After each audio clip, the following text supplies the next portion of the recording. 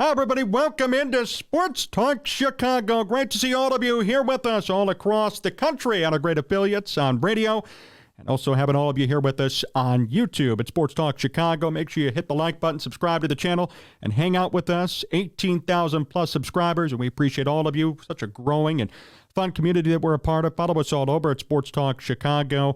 Happy Thanksgiving weekend. And for these first two segments of today's program, we have a legend here in the Sports Talk Chicago universe. He's a great friend of this program. He's actually made the most appearances ever on this show, which I think he might know about that. But he's a sports radio pioneer, sports radio legend, host of The Odds Couple on ESPN 1000, and a contributor to the Barroom Network. Great friend of ours. It's Mike North. Mike, how are you? I love you, buddy, and happy Thanksgiving to you and the crew. And I got to tell you, it's an honor that I've been the most I've been on the most on your show. Thank you very much, John, and I hope that we continue to do it. And may everybody stay healthy coming up at this Thanksgiving and Christmas and everybody else. And remember all those wonderful things you say on Thanksgiving.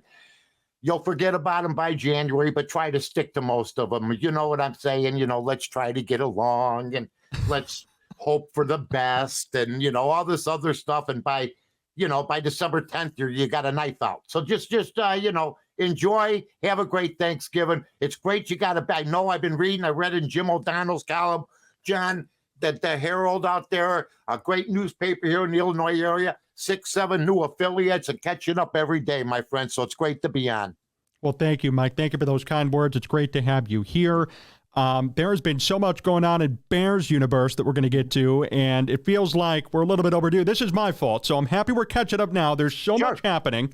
That's all right. I want to start with this. Your overall thoughts on this Bears season so far are what? Disaster. Absolute disaster.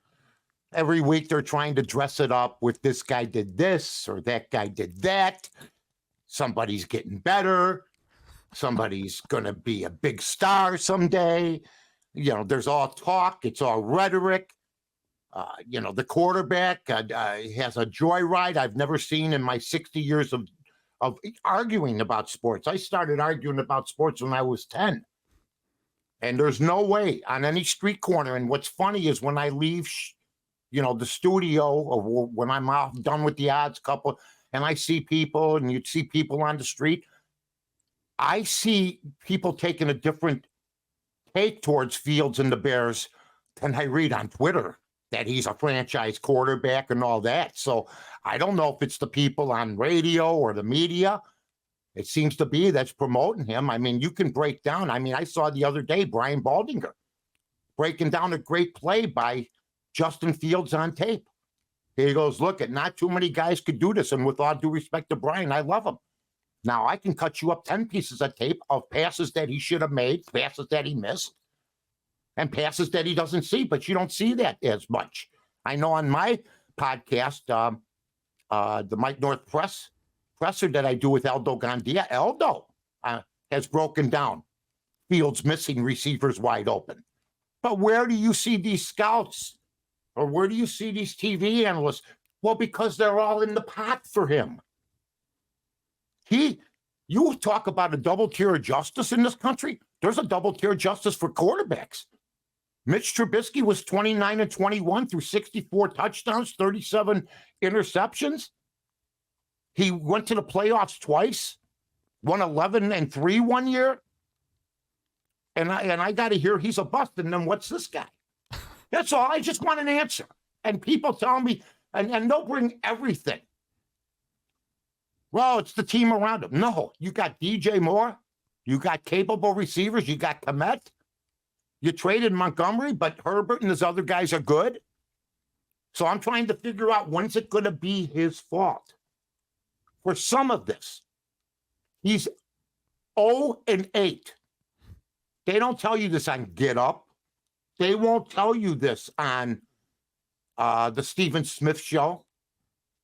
I mean, I'm seeing people telling me this is why he's got the chance to be a franchise quarterback. No. Herbert's a franchise quarterback, and he's not winning. Watch Herbert and Allen, and then tell me Justin Fields will ever be them. The answer is a big fat no. I'll just look at you like, are you out of your mind? You got a backup quarterback 2-2. The Bear backups are 6-7 with this team. And he's 6-26. He's 0-8 when he's got the ball last with the chance to win the game. So there's no clutch gene in him. You could say whatever you want. He threw for the same amount of pass yards last week as Bagent. And I'm hearing and I'm reading from people that this is why they're going to stick it out with him. Well, you know what? I don't have no problem with them sticking out with him. Bring him and Bagent back and bring every backup you can find from Mitch Trubisky to Minshew. I watched Pete Carroll, John. They lost Russell Wilson. If that was the Bears, it would take them 20 years to replace him. But you got a 71-year-old coach who I would take in a heartbeat, who has a system. He plugs in a backup named Geno Smith, and I'd take Geno Smith tomorrow if Pete Carroll was coaching him. So sooner or later, if you trade up for a guy like Justin Fields, you got to stop that he's a project or it's not his fault. That's on his record, and everybody in football knows it. It's just the 70% of the Bear fan base and 90% of the media that is trying to tell you it isn't. I've been around a long time. I've never seen a joyride for a guy like the media's given him. That's a great point, Mike. How aggravating is this for you? Because you and I have done shows for years on this program discussing the Mitch Trubisky, quote-unquote, media coverage around him. So how interesting, how aggravating is this for you to see this reversal where they hated on Mitch, Mitch is gone, he did great, and now with Fields, they're loving on him, and he's a 6-25 quarterback. He's given, 6-26 now, he's given himself, had the joyride of his life. I mean, I'm glad he can run. Fine. That's not going to win you. Brad Biggs said it. Brad Biggs said, if he runs like that every game, he'll never last. He's not right now at that point where he could come in and be a Herbert. I heard the stuff with Cutler. I've heard it all. Mitch Trubisky was the best. Mitch Trubisky is the best starting quarterback the Bears have had since before Jay Cutler. He was 29-21. Jay was 51-51. 500. This guy won despite Nagy, and then they shoved him along. They brought Fields in for some reason. I didn't like it. So I'm tired of being asked to explain my Mitch stance. Explain your Fields stance to me. And don't give me the pre-draft hype. That's what everybody's going, he's going to be good. Yeah, no. Not yet. Maybe he will. But don't paint a picture and show it to me and say it's in color when it's in black and white. I've been around too long to fall for this bull crap about him being a franchise quarterback. If you really think the Bears will win a Super Bowl with Justin Fields, you're out of your minds. You're all out of your minds, period. And the same with Bagent. At least Bagent's 2-2. How do you go 2-2 with the same team? That's all. These are questions I never hear asked too much. They just say, oh, he's good. I mean, if he was applying for a job on another planet that had a football league, and the grand exalted czar said, come in. It says here you played for the Chicago Bears, and we have an intergalactic football league now that we're going to start on Mars. Why did you go 6-26? Why I didn't go 6-26? It was the guys around me. We didn't have teams that were good, and every coach I had wasn't good. Well, did you bear any responsibility? Well, I felt bad, but the media and everybody covered for me, so I just kept going with it. And, well, how do you explain that the other guy went 29-21? Well, they didn't like him for some reason. I don't know, who knows why they didn't like him, but I guess because they were winning and they, this coaching staff didn't really like him. So he was 29-21, and it says here Mike North was the only guy really that liked him out of like 200 media members in Chicago. Yeah, well, how long's Mike North been around? Well, 32 years. He's, and how about these other people? Well, they've been around a long time too, but Well, how many other quarterbacks did Mike like besides Trubisky? None. And how many did the other people like? Well, some like Foles, some like Dalton, some sort of, love Fields. Foles was a big favorite after the Atlanta game. 90% of the media jumped on for him, sir. But, we don't bring that up too much. I'm just trying to get going. I'm starting to learn the game going into my 4th year next year. Seriously. Right. It's so true. And that's how it would go. Yep. And I've had people tell me they don't want to be wrong about Fields. That's why, for some people, it's more important for them to be right about Fields than for the Bears to actually win. Because I found it odd that not one person, not one, said, well, why don't we stick with Bagent? He went 2-2 because they didn't want to get run over. They don't want to get beat up. They don't want to be called everything from not knowing football to a racist. Period. They don't want to go through the aggravation of what they'd have to go through on social media. My simple question is, when they bring in the skin color, is that your defense? What's your defense? You don't like it? I would take Lamar Jackson tomorrow. So shut the hell up. Take the race stuff and throw it away. I like the guy named Vince Evans back in the 70s. He was handled wrong. He played for USC. Had an arm like a cannon. They had bad teams, not as good as the one Fields is on.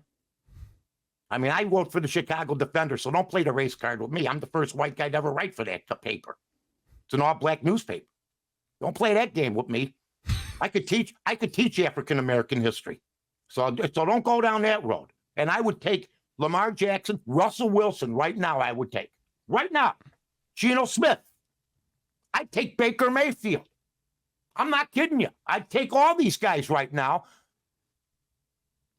because I haven't seen the win gene. I haven't. And when people go, well, you just said Baker Mayfield. They went to the playoffs with Cleveland in the infancy of when he got there. And Tampa's a better team right now. So all I'm saying is you got to report what you see. And people on the street, from what they tell me, what's everybody looking at? Period. Mike North here with us on Sports Talk Chicago. And you couldn't be more right in terms of your on-the-street comparison to social media. Because I talk to people every day like you, and it's always, I don't know. I don't know about Justin Fields. I'm not really sold on him yet. That's the best answer you can get. Right. And I respect that because we don't know. But right now we know it's not working. Correct. Exactly. And you hear it from a cross-section of people. Then you get on the media with Dan Orlovsky's and the other people, and they're jumping ship. See, the national people will pick your quarterback. And then when it doesn't work on, they just move on to the next one. I got people actually that love Fields that were already to draft Caleb Williams.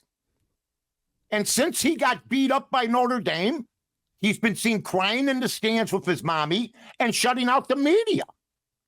So I'd rather have Justin Fields any day of the week. I'm not a hater. But I'm not taking a Pac-12 quarterback. Bo Nix went to Auburn. He got benched. He was touted to win a Heisman Trophy. He goes to Oregon, where they play no defense anywhere in that Pac-12, and he throws 6 touchdowns last week. And he's for the Heisman. People, wake up. You need a good team around these guys. You got to be able to project.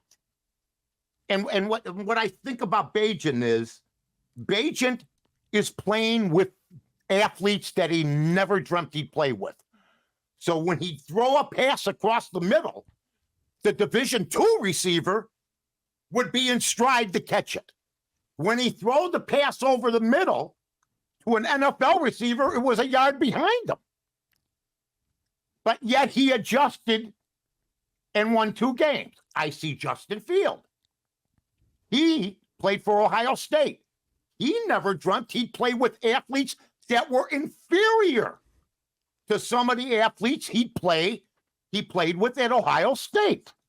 Follow along, folks. So now he's throwing balls or having enough time to throw 4 or 5 seconds at Ohio State, where now he's got to get rid of the ball on any NFL team in less than 3, and he can't. And when he does, it's a 5-yarder. And people say, well, Mike, what was he supposed to do the fourth quarter? I get that. Eberflus is not a very good coach. We know this. I think Getsy's got potential. I don't know what happened to the Lamar Jackson package that the Fields people that he put in the first 3 quarters in the fourth quarter. You do that, you're going to win the game. You played careful. You played not to lose. I don't blame Justin Fields for that. He busts his ass. Like I said, you can tell folks I'm not a hater. He busts his ass, but he's not winning. And now he's got a game coming up again. If he plays great, I'll come on this show and say, what a game. I've been fair with the guy. But you got to remember, I didn't want him. And I didn't want Mitch. I wanted Watson. This is soul cleansing for me, John. I want you to know this. Thank you for letting me on before Thanksgiving. That's why we're here, Mike. I haven't shut up for 15 minutes because I got so much stuff under my skin right now about this nonsense. Mitch Trubisky. I didn't want anybody else. Like I said, I'm not explaining anymore. He could start for this team tomorrow and this team would be better. I know it because I seen it. Somebody said, well, he had a great defense, which is tiresome. I said, which linebacker threw the 67 touchdowns? And I haven't heard from him. And then I had another guy. Well, the defense was real good. And then they come into a match and they got the bit Texas, right? He was good. And, the defense was good. I just plainly asked them all. Seriously, Mitch Trubisky had 5 fourth-quarter drives and 8 fourth-quarter comebacks for 13. It's let him down a lot the last couple of years, and they made the playoffs because he won 4 out of 5. I don't forget this stuff. And then he was shuttled along. And they would have gone to the Super Bowl, in my opinion, if Parkey makes the kick, and yet Mitch took the blame? Right. Mitch took the blame? Everybody that knows anything about football knows that kid killed us with the field goal. And yet 2 weeks later, after Parkey misses those field goals where we could have gone to the Super Bowl, Mitch is the scapegoat. Oh, we got to get somebody else. We finally find a quarterback, we get rid of him. Now, for people that think that Mitch can't start, that's not my job. Tomlin's had a bad last couple years. They were losing 10-6 last year. You have a guy with 13 fourth-quarter drives or 8 winning drives, and you take him out at halftime of a 10-6 game. Pickett comes in green, they lose, and they lose the playoffs by 1 game. Now, guess what? They fire the offensive coordinator, and guess who's next in line to be benched? Pickett. Mm-hmm. Exactly. And somebody said, well, he's on George Hoffman. He says, well, he's on the bench for Pittsburgh. I said, that means they got 2 better quarterbacks at Pittsburgh than we got 1. Don't use the Pittsburgh Steelers as your barometer. They got 6 Super Bowls. They're paying Trubisky $20 million, $8 million up front they gave him to sit down and hold a clipboard and be a good teammate and help this kid because he's been jagged around by them. And they apologized, basically, last year when they yanked him at halftime, like happened to him in Chicago, and said, at the end of the year, they said, we like you. Here's $8 million up front, $20 million for 3 years. He makes more than Justin Fields, folks, and he's the backup, period.